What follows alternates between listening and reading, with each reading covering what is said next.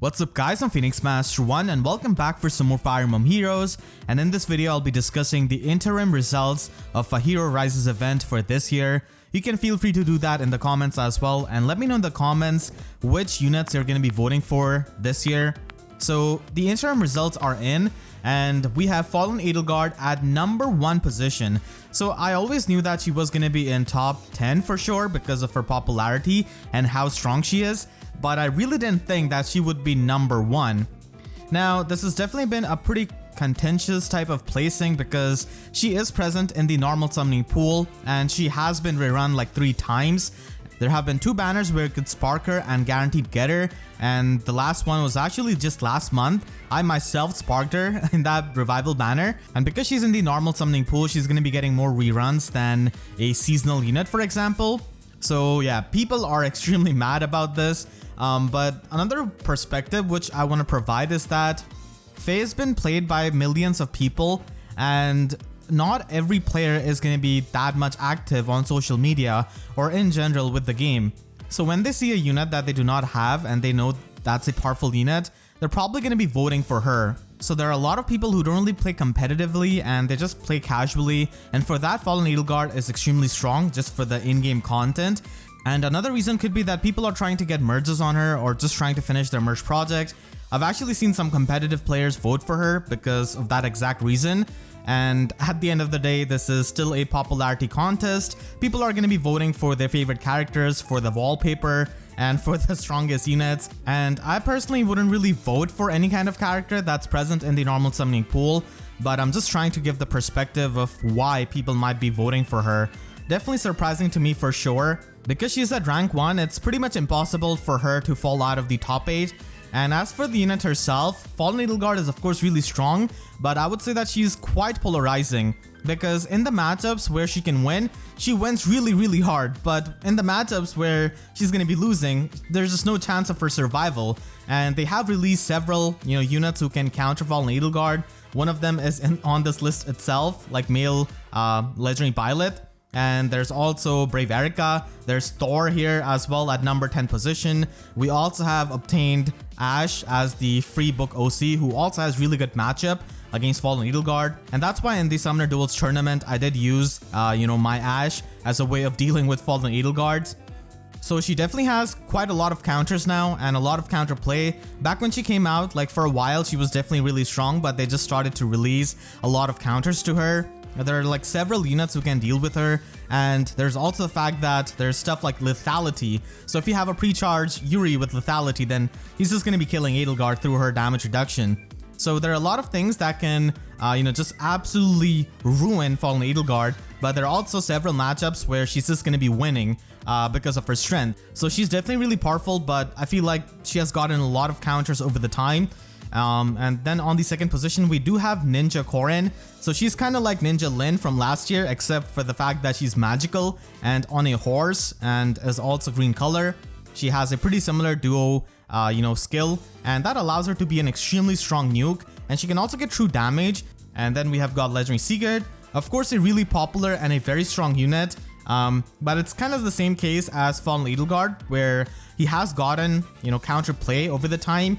We have received Reeve, we have got Loki's Weapon Refine, and there's also the save skills, which can pretty much make it a lot easier to face a Legendary Sigurd team, because you can have a near save and far save armor unit to just protect your team from getting sniped.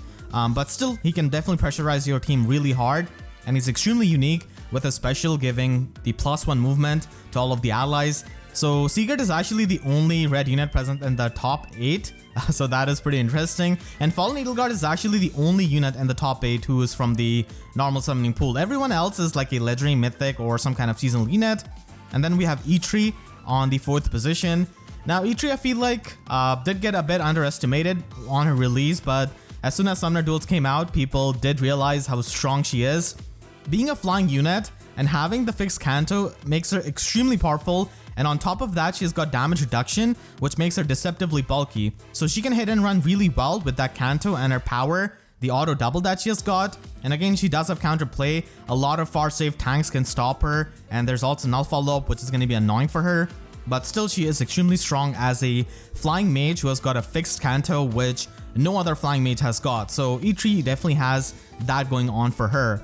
Then we have Desert Azura, who's extremely recent seasonal unit from the Hatari banner. Kind of surprised that she's kind of this low because I thought she would be a lot higher because of the recency bias.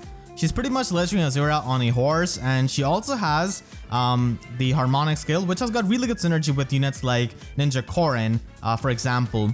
Male Byleth is actually really high, which is also surprising to me because Legendary Female Byleth is the more recent one, and seeing the Choose Your Legends results, clearly the more popular one.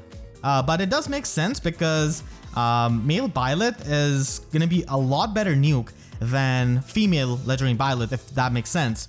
And he can just have that pre-charged Sublime Heaven, and female Byleth doesn't really have that Sublime Heaven available to her.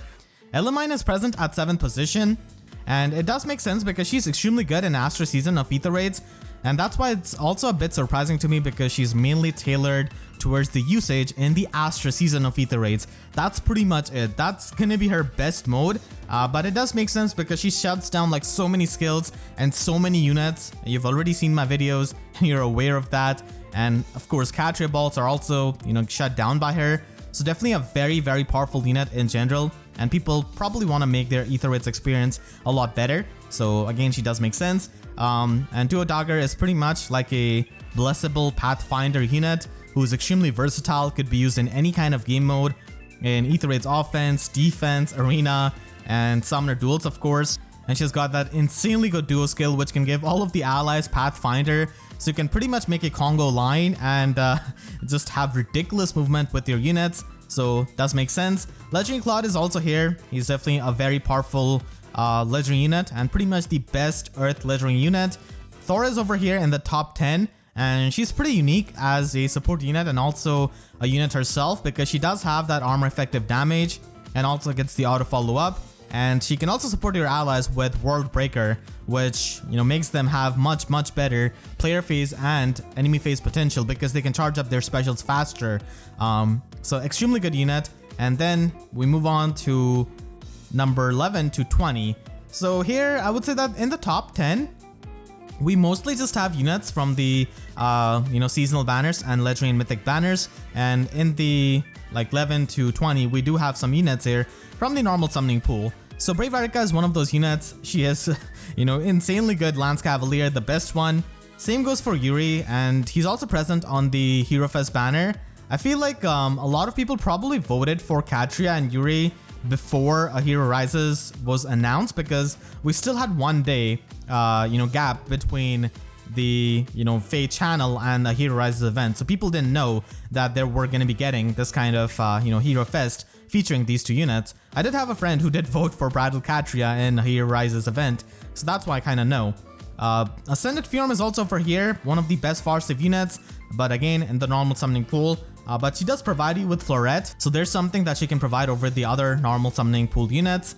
Duopini over here in the 17th position. She was last year in the 13th position, I believe, in the interim. Freya is extremely popular for sure. Summer Freya. And Legendary Female Byleth is also pretty recent.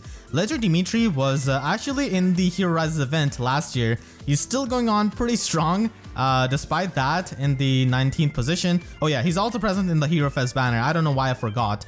So yeah, we have 3 Hero Fest units here in the top 20, which is kind of funny. And then we have got Halloween Sothis, Duolith. Duolith is extremely strong, but Ascended Furum can still tank him because of the Ice Mirror. And Halloween Sothis is just, again, a really popular unit. But I feel like there are better duo units when it comes to scoring in Arena.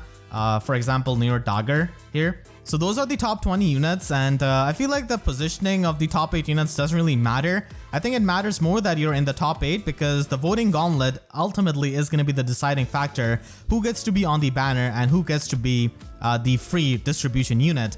So again, like the last year, there's going to be a voting gauntlet, and whoever makes past round 1 is going to be featured on a banner, and whoever wins the voting gauntlet is going to be given out as a free reward to everyone.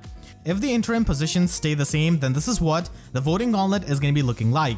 This is basically following the seeding of the last year where number 1 position faces number 8, then number 2 faces number 7. So if Fallen Edelgard stays on the number 1 position, then she will have to face whoever is at number 8. And that is going to be the round 1 matchup for them. Same goes for all of the other units. Of course, the interim positions are not permanent and they're probably going to be changing. Like last year, Crom fell like 5 positions, I believe, so anything could happen. But still, this is just a mock-up to get an idea of how it will be like. And there are a lot of green units present in the interim results, which does make sense. I feel like the past year has been the year of premium green units, and the only red unit present in the top 10 is actually Legendary Seagard. There are a couple of colorless units here like Edelgard, Elamine, and also Legendary Claude. There's like no blue unit present on the top 10. I feel like Hatari Carla would be one, but I guess she's not really all that popular. She's insanely good in summoner duels because of her AoE damage and the true damage that she can get. But yeah, no like meta-defining blue unit was released last year and not really a popular one, so that's why there's no blue unit. So if it happens that there is a Hero Rises banner with all green units, then it is actually going to be giving you more chances of getting the 5-star units because of that color sharing and because of the banner rate. At least like 2 green units are probably going to be color sharing because this interim is filled with the green units in the top 10. So I hope you all enjoyed this Hero Rises coverage. I'll be of course discussing the final results whenever they come out. And if you enjoyed this video, then make sure to leave a like and a comment. Helps me tremendously. And if you really enjoyed, you could always support me directly by using super thanks or by becoming a YouTube member.